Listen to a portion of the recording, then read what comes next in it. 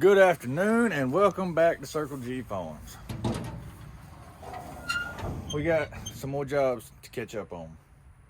So a couple videos ago, I don't know if y'all remember, I was doing a job for a guy and my pickup quit turning. Well, my pickup quit turning because the spring that's behind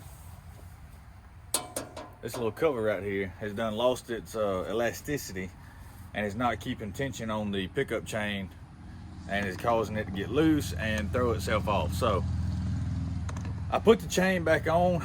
I put it on the other day. It's not really that big of a job, but we're gonna change it out today. I picked one up while I was at the while I was down around the Sun South area the other day.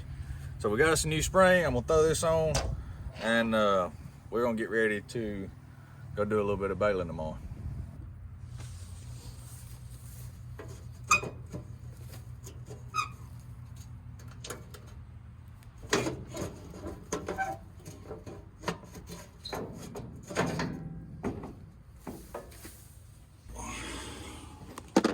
And I don't remember what size socket goes on that little, there's a nut right there, and then there's one right there.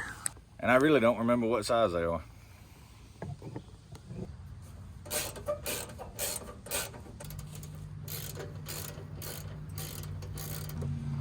All right, so covers off. The spring that I'm talking about, oh, let's see the best way you can see it. It's gonna be this little spring right there. So if you can tell, that spring is supposed to put pressure on that idler roller right there, or that idler sprocket, which in turn keeps tension on the chain. Well, what had happened was the chain, or the sprocket, had done drifted down like that and had thrown a bunch of slack in the chain. So when this was down, when it's down like that, it throws a lot of extra slack in this chain, and that's what allowed that chain to come off.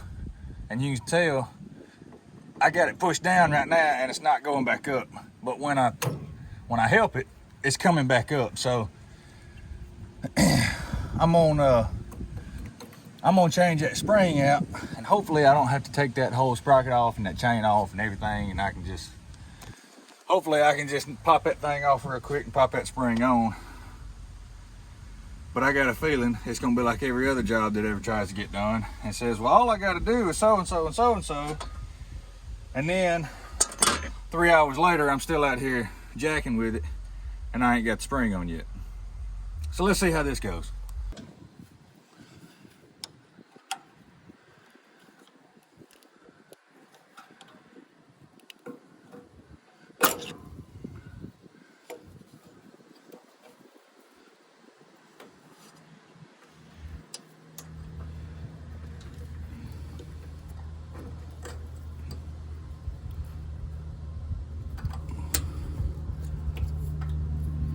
I feel like that was the easy part. And probably all it is, I'm gonna keep this spring, but probably all it is all the stuff that's built up in there is not letting it come down all the way. But anyway, I'm gonna throw a new one on and just see if that helps. And I'm probably gonna shoot some WD-40 back here behind that little, where that sprocket pivots, and see if that don't help also. I got a feeling I'm gonna pay a great deal trying to put this spring back on. All right, so I just got the bottom on. I had to move y'all out of the way so I could get my hand down in there and get the bottom started. But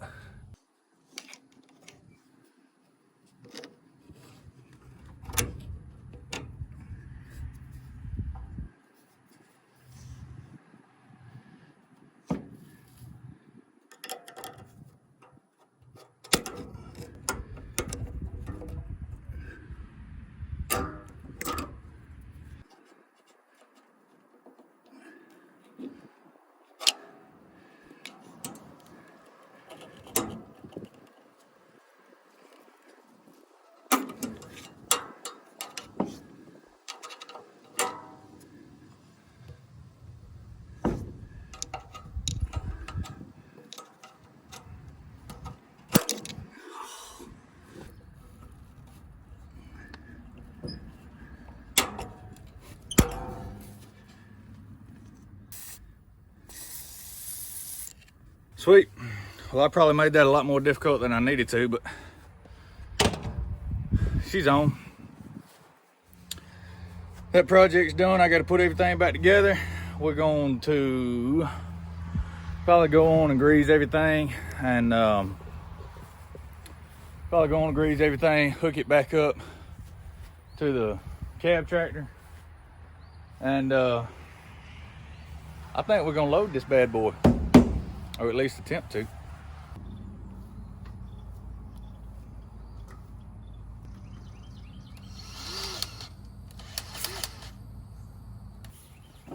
No doubt John Deere would put a grease zerk in probably the most inopportune position. Way to go, John Deere.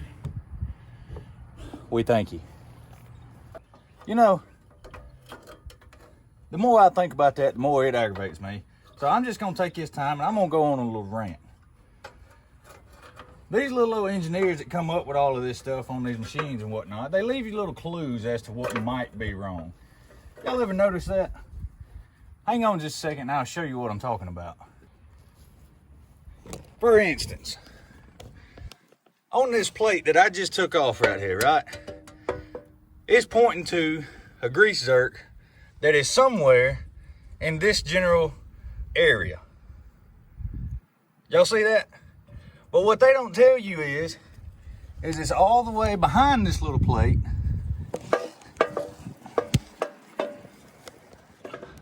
Right, where are you at? Where are you at? There.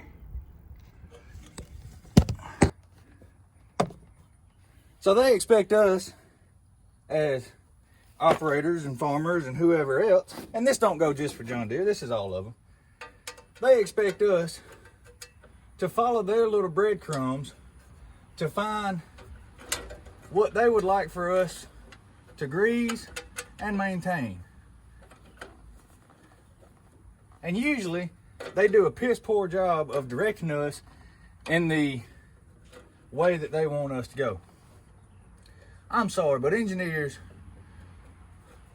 and it just so happens that this is for John Deere, but engineers really do baffle me sometimes in how they want us to do things, and they leave little breadcrumbs to find out what they were thinking that day and leave for us to figure out what exactly it is they want us to do.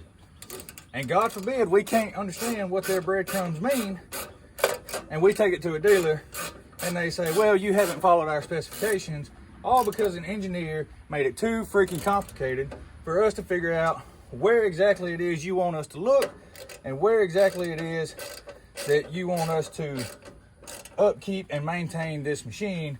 And heaven forbid something happens and it breaks, and then it's not covered under warranty because we couldn't figure out what the freaking engineer wanted us to do. Sorry, rant's over.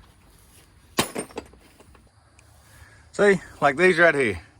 These are pretty close together. So there's one there, and there's a grease zerk in between there. Sticker there, grease zerk there. Sticker there, grease zerk there. Right there at the end of my finger. I don't necessarily have a problem with those. My problem is when you put the sticker pointing to a grease zerk on something that's not even connected to the same thing that the grease zerk is on. I understand you want us to look in a general direction, but you put that grease zerk on the bottom of another, on another whole separate piece on the baler. I mean, I get you probably didn't have to, you probably didn't have anywhere else to put the sticker, but come on, man. I mean, I know engineers go to school for a long time and they make a lot of money and they're good at what they do. I mean, for instance, there's a lot of engineers that make really good hay equipment. But sometimes it just makes you scratch your head and wonder, what was you thinking that day?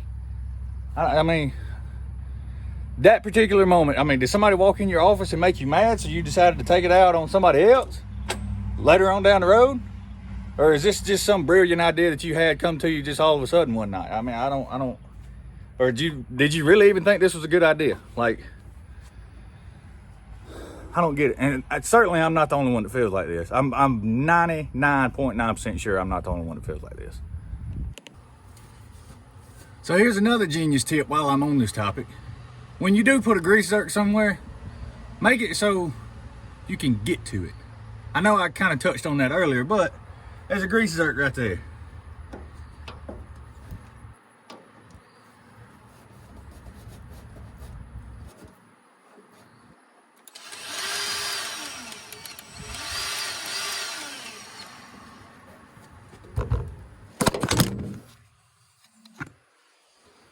See what I mean? I can't make my YouTube videos and grease this thing, grease this little old spot right here that you want me to grease, because you put it right in front of the twine box. Now, how am I supposed to do all of this stuff and I can't get to the grease zerk either? I mean, come on, engineers. Think about these things. And I'm about to grease. Hot up here, ain't it?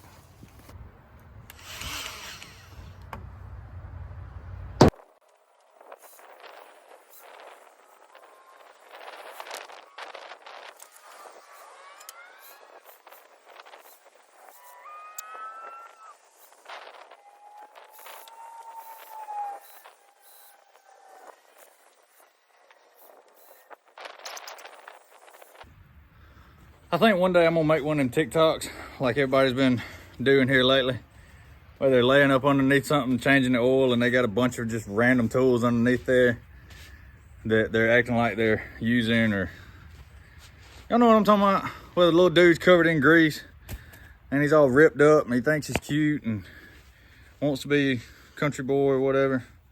Everybody's bagging on him because he's got something stupid underneath there, like he's trying to change the, he's trying to take the drain plug out with a weed eater or some crap. I don't know what it is, but I think I'm gonna do that one day.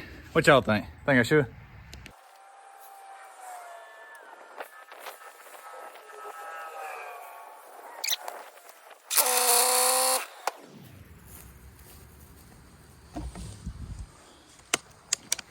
For some reason, they couldn't put it over here on the side like my lovely Bush Hog brand loader. Instead, they had to be different and put it right here on the top so that when the front end loader is not rotated forward, it's too close to this to put a grease gun on that. Way to go, engineers. Today is your day.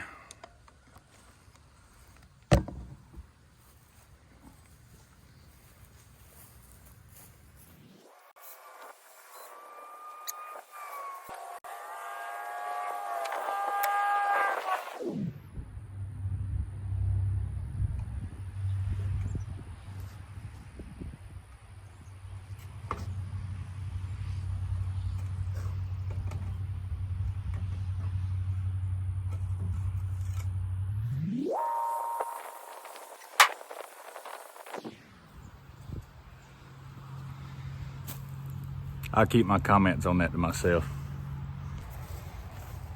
but I'm sure y'all will come up with something.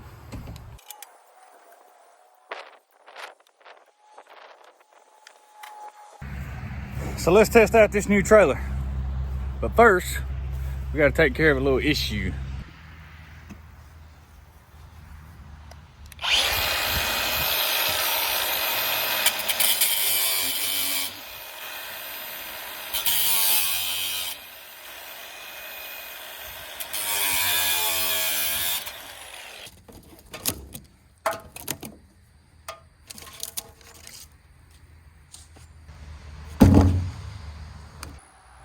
That should do it, I guess.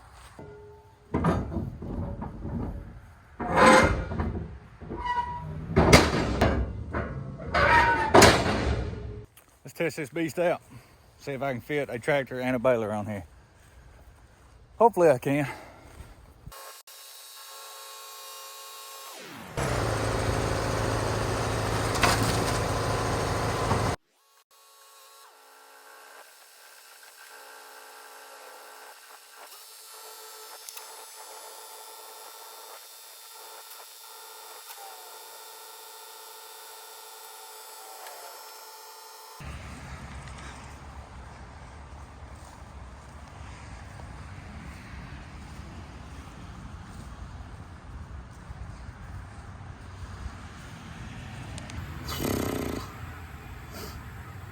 So I don't know if y'all can tell or not, but this trailer does sit up a pretty good bit higher than my other trailer.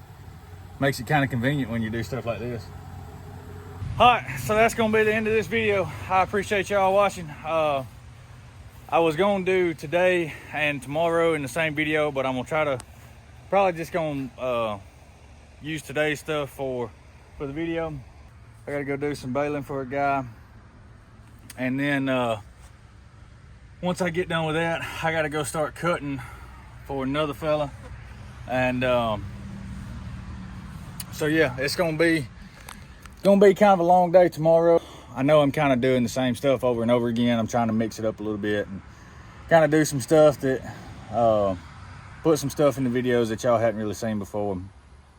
Like today, I really hadn't gotten a bunch of like maintenance type videos, so I'm gonna try to get some more of that and try to show you some ins and outs and try to keep it a little bit entertaining. That way it's not all hay baling and hay cutting and raking, and it's y'all get the gist. Anyway, I appreciate you watching. I'll see you next time.